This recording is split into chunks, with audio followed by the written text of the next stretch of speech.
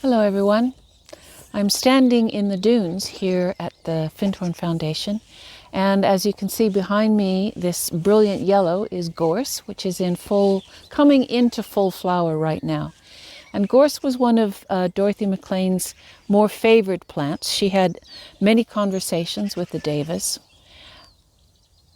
and one of the delights of it is, although it's in full flourish now, somewhere there is always some bit of gorse that is in flower. And one of the delights that Dorothy and I had was occasionally trying to spot the little patch of gorse that was in bloom out of season. But it's quite a delight to come walking in January or December, January, February and find bits of gorse in bloom.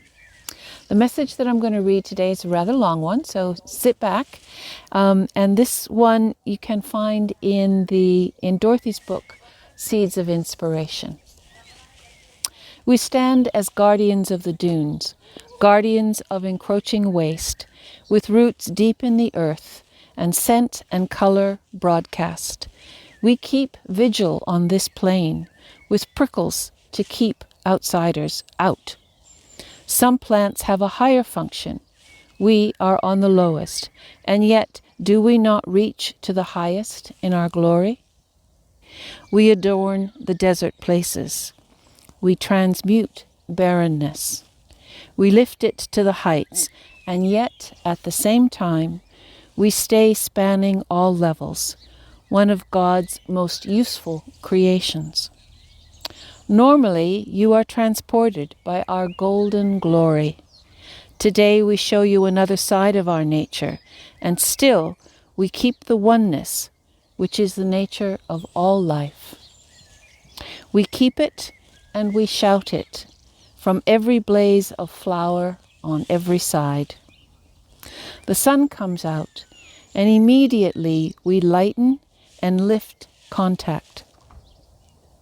You feel now the ripples of yellow light coursing out in continuous waves. Feel it, touch and transform the air. Run through your mind and your heart and bring tears of gladness to your eyes. Feel the essential gorseness of us, which is God's goodness. Always we have this message to spread if you stop and listen and hear. You seldom stop and listen, though you have heard us calling over the moors, straight to all open hearts. The strength of that call is almost overpowering. We are glad that you have answered it. Make no division, glory in God, particularly in us in this season. The fact that we touch your heart so much binds our kingdoms together, and we, as guardians and transformers, should be one in our purposes, for there is a world to be saved. You wonder if you merely writing down your own thoughts, if you really speak in this vein. Why should we not? All is not sweetness and light in this world, and there is much humanity can learn from the plant kingdom, and particularly from the intelligent beings responsible for the kingdoms of nature. Do not deny our voice. Do not expect it to be or say the same thing always. Sense behind me and higher hosts in a direct line to ascent to the highest. They have much to do in this world, quite as much as humans, and yet, as humans use the results of their doing, how often do you acknowledge or consult or thank any of us? This becomes more and more urgent as more and more of the earth is despoiled. You know the joy and delight of our kingdom. We share it gladly with you and with everyone.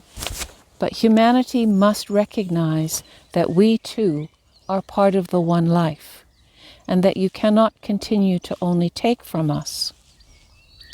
Humanity must think in larger terms. He should be helping the mineral, vegetable, and animal kingdoms. You ask about our part in fighting evil.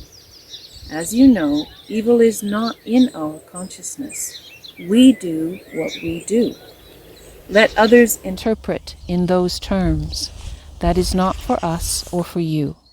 In bringing life where life should not be, is that not a pure kind of white, bright magic? Let us each choose our terms and understanding.